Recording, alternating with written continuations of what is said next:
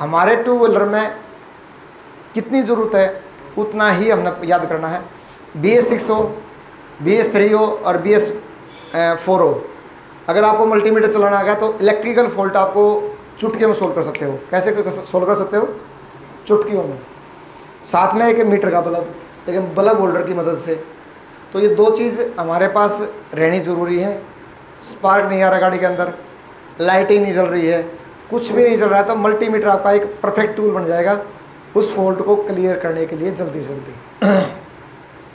तो हमने कितना जानना है? हमने इतना जानना है जो हमारी ज़रूरत है। इसमें और क्या है हमने लेना, इससे कोई मतलब नहीं। तो सबसे पहले इसमें हम बैटरी के वोल्टेज चेक करते हैं, बैटरी का करंट चेक करते हैं। तो उसको क्या बोलते हैं? उसका ये आपने देखना है, इसके आगे V लिखा मिलेगा और ये लाइन मिलेगी लंबी और डॉट डॉट, इसको बोलते हैं DC वोल्ट। और 20 पे हमारा काम चल जाता है। कहाँ चलता है? आइए देखा हो ये निशान, सिंबल यह याद रखना है। ये सिंबल ये येलो मीटर की मैंने बनाई हुई है, लेकिन रेड में देखो मेरा रेड है। रेड में ये सिंबल अब इसमें यहाँ पे है और उसमें यहाँ पे होगा है, लेकिन ये निशान तो सेम है ना।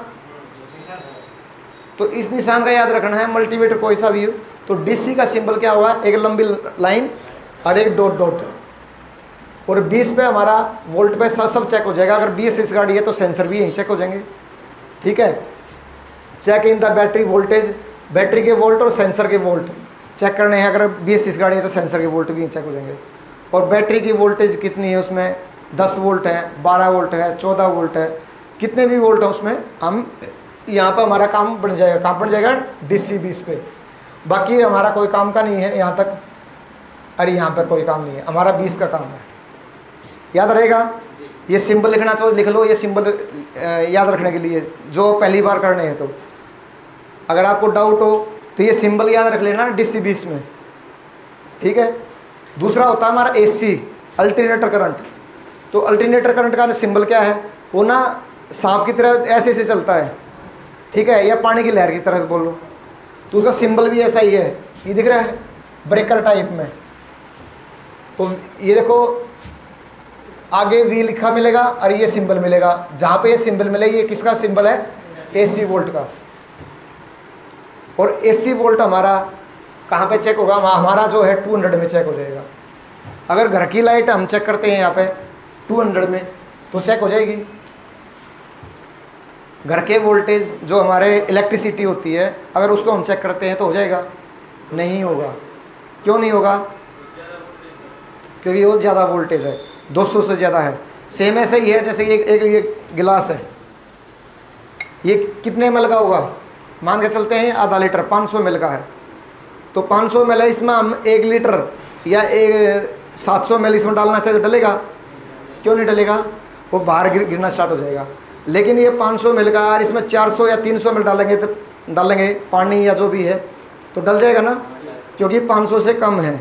सेम ऐसे ही आपने करना है। यहाँ पर 200 पे अगर हम सेट करते हैं, इसको 200 पे सेट करते हैं और अपनी बाइक के काम सारे कर देगा बाइक से रिलेटेड, लेकिन घर की वोल्टेज चेक नहीं होगी क्योंकि घर की वोल्टेज 220-230 के आसपास होती है और रीडिंग ज़्यादा है, इसलिए इसमें चेक नहीं होगा।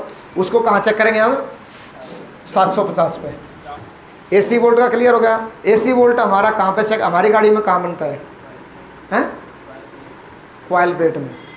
जब बैटरी चार्जिंग का फॉल्ट होता है तो हम स्टार्टर प्लेट या कॉइल प्लेट को जो लगा के निकाल के चेक करेंगे वहाँ वोल्ट कितने आते हैं कितने नहीं, वो हमारे AC वोल्ट पे। इसको हम यहाँ सेट करेंगे 200 पे और गाड़ी स्टार्ट करेंगे। कितने वोल्ट आते हैं कितने नहीं, वो तो बताऊँगा ट्रेनिंग के दौरान बीच में। लेकिन मल्टीमीटर का होना चाहिए हमारा 200 पे AC पे। अब बात करते हैं हमारी बीप मोड का। कहाँ है ये बीप मोड है। बीप मोड का क्या काम होता है? मल्टीमीटर है वायर की कनेक्टिविटी चेक करना। कोई भी तार टूट रहा है क्या है, बीप मोड पे साउंड में मल्टीमीटर दिखाओ। आप लगाओ बीप मोड पे, लगाओ मल्टीमीटर को।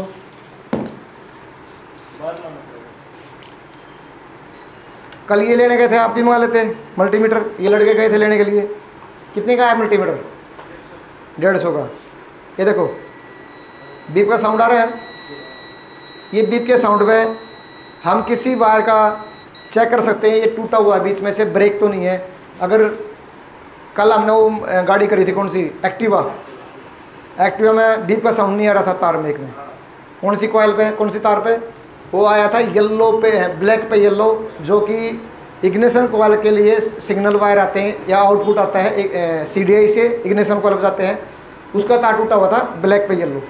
हमने बीप का साउंड करके, बीप का साउंड नहीं आया तो मैंने नीचे से जो इग्निशन कॉइल है वहाँ से खींच कर देखा, वहाँ से हो गया था, लेकिन CDI के वहाँ से खींच के देखा टूट गया तार, वहीं फॉल्ट में गाड़ी ठीक होगी।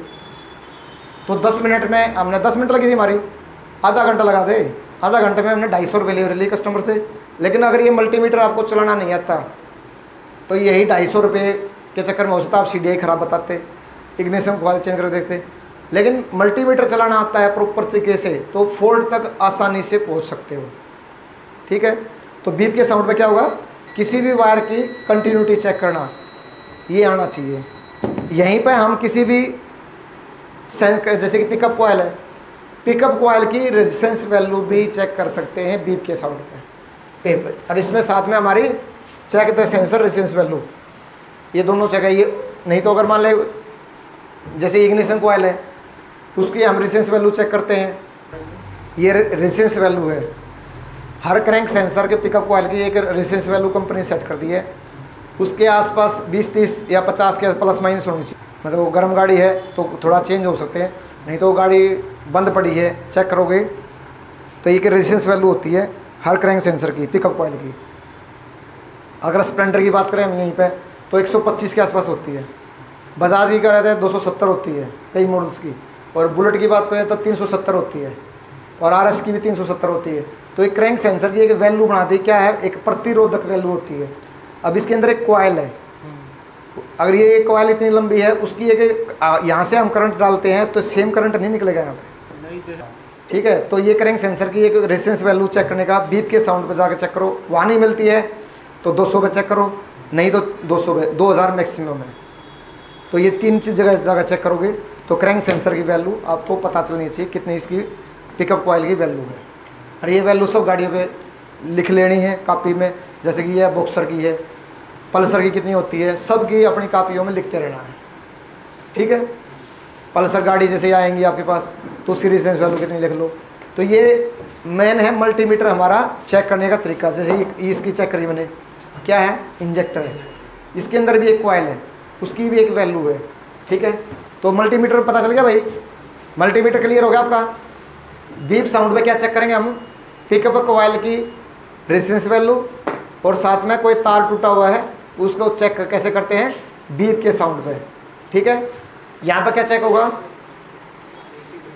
AC, जो कॉइल पेड से करंट निकलता है, ठीक है। और यहाँ पे DC, ये सिंबल लिख लेने हैं, ठीक है।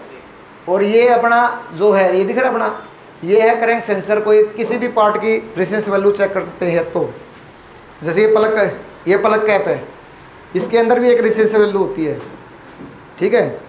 कितनी होती है, जैसे कि स्प्लेंडर की बात करें या उनकी बात करें, इसकी अपना मल्टीमीटर तो इसकी रेजिस्टेंस वैल्यू होती है 1000 के ओम की भी होती है, मतलब 1000 ओम्स की भी होती है, अरे नहीं तो 5 किलो ओम, यानी कि क्या 5000 ओम्स के आसपास भी होती है। और बुलेट गाड़ी में क्या होती है, इसकी रेजिस्टेंस अगर ये बीच में ख़राब हो गया, इनमें रजिस्टर्ड होता है 5 ओम का, अगर वो ख़राब हो गया तो गाड़ी मिसिंग करेगी बुलेट में। तो अगर इसमें 5000 की रेजिस्टेंस वैल्यू है 5000, तो मल्टीमीटर को कहाँ सेट करेंगे, हैं 20,000 रुपये। अगर इसकी वैल्यू 5000 ओम है तो इसको कहाँ सेट करेंगे, 20,000 ओम्स पे। कई ओम लिखा हुआ 20,000 ओम्स, नहीं तो 20 के ओम, ये मिलेगा, कितना मिलेगा, ये लिखा हुआ 20 के, दिख रहा है आपको, ये 20 के एम, 20 के ओम्स, इस पे सेट करोगे। तो इसको हम सेट करते हैं 20 के पे, और उसकी चेक करते हैं रेजिस्टेंस वैल्यू। ये देखो कितनी आ रही है, 530, यानी 5 किलो ओम के आसपास